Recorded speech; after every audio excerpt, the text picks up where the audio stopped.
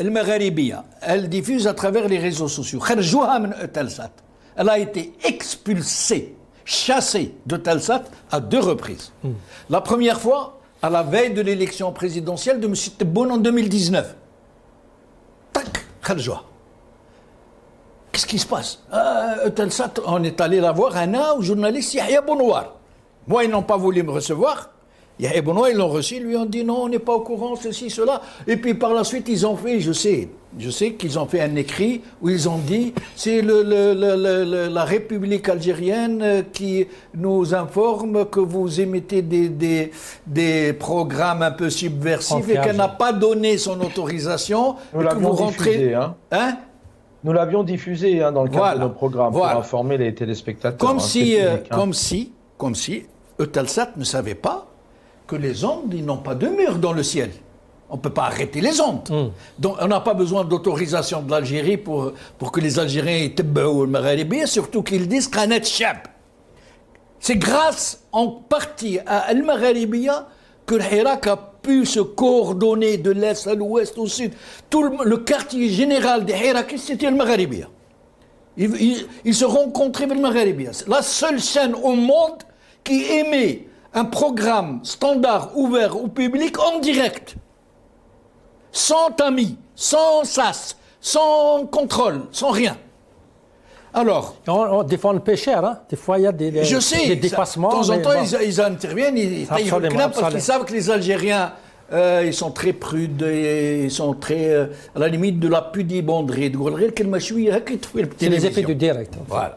Alors, moi je me renseigne, qu'est-ce qui s'est passé en 2019 ? Je sais, et là je le dis, je suis prêt à aller au tribunal. Alger a envoyé une équipe de très hauts responsables qui ont rencontré des politiciens français. Je n'en dirai pas plus. Tu parles de 2019 ou cette fois? Non, la première fois. La première fois. Okay. Ils ont rencontré et ils ont parlé de Magharibiya. Moi, je n'étais pas avec eux, je ne sais pas ce qu'ils ont dit. Sauf que 2 ou 3 jours après, Magharibiya a été chassé de Eutelsat. Donc, rien ne m'empêche de comprendre, moi, ça répète. Qu'ils ont fait pression sur Eutelsat, dont la France est majoritaire. L'État français est majoritaire sur Eutelsat. Et ils ont commis, non pas une irrégularité, non pas une infraction, mais une forfaiture. Une forfaiture. Ça veut dire que c'est le summum de l'outrance, de la transgression des lois, par quelqu'un qui a été chargé d'appliquer la loi dans un domaine particulier. Ça a été chassé. La Magharibiya s'est battue à gauche, à droite, elle a essayé même d'ouvrir sous un autre nom, Ores TV. Et c'est passé, moi j'y étais, j'animais une émission dans Ores TV. Même pas une semaine ou 10 jours, je ne sais pas quoi, ils se sont rendus compte que c'était les mêmes. Ils les ont encore chassés. Et le Magharibiya est allé taper à toutes les portes pour se faire héberger, c'est un autre provider. C'est l'autre provider. Quand ils l'ont su, comme quoi c'est le Magharibiya qui diffuse. Ça s'est mis en marche, ils l'ont encore. C'était pas avant, c'était l'autre. Et après, une fois bon élu, compromis, parce que ce qu'il le rendait la première fois, laissez juste passer les élections et après vous pouvez les reprendre, il n'y a pas de problème. Les élections sont passées, le Magharibiya a été reprise par Eutelsat. Tranquille. Personne ne... D'ailleurs, vous ne pouvez pas commettre d'irrégularité quand vous êtes une chaîne de télé, parce qu'il y a des organismes de contrôle. Magharibiya qui est de droit britannique, il y a, comment on appelle l'organisme qui contrôle les programmes Ofcom. Le régulateur. Ofcom, il est là avec des loupes et des jumelles. Au point où si vous n'invitez pas l'autre partie à débattre de problèmes politiques, il peut vous faire des problèmes. Absolument. Qu'est-ce qui se passe? Il joue les dernières élections présidentielles de M. Tebboune. Rebelote. Le même truc se répète. Eutelsat reçoit des consignes, je ne sais où. Elle décide de bouter dehors Al-Magharibiya. Al-Magharibiya a tout fait pour essayer de comprendre, de demander des explications. Mais donnez-nous une explication. Pourquoi vous nous avez fait sortir? Il n'y a rien. Aucune explication. Mais vous n'avez pas le droit de faire ça. Et le Magharibiya, contrairement à ce que croient beaucoup de gens, ne veut pas faire de vagues, elle veut faire son métier d'information. Elle veut aller doucement, ne pas choquer des États pour ne pas en arriver, rien à faire. Ils ont tapé, le Maghalibi a tapé à toutes les portes.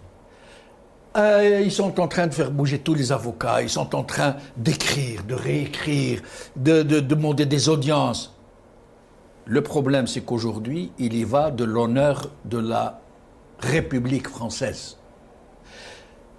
Il faut que la République française rétablisse El Maghalibiya dans ses droits légitimes. Djamaldine, rapidement, Djamaldine Bachinouf, rapidement, il y a deux éléments que vous dites. D'abord, il y a Eutelsat donc, qui nous stoppe notre diffusion, c'est une chose. Mais d'un autre côté, vous venez de dire donc clairement, et je le sais, mais c'est vrai que c'est arrivé une fois avant les élections et la deuxième fois avant les élections. Oui. Donc il y a une corrélation, enfin pour être évidemment, clair, c'est le pouvoir algérien qui donne les règles. Ça coule de source. Djamal, pour encore une fois, on ne peut pas ni nier, ni confirmer ce que vous dites, c'est de votre responsabilité. Oui, c'est moi qui parle. Mais on confirme comme quoi nous, on a pris le chemin de la route judiciaire, on est dans les tribunaux avec des avocats pour essayer d'avoir des récupérations. Mais moi, c'est surtout pour lancer un appel aux institutions françaises.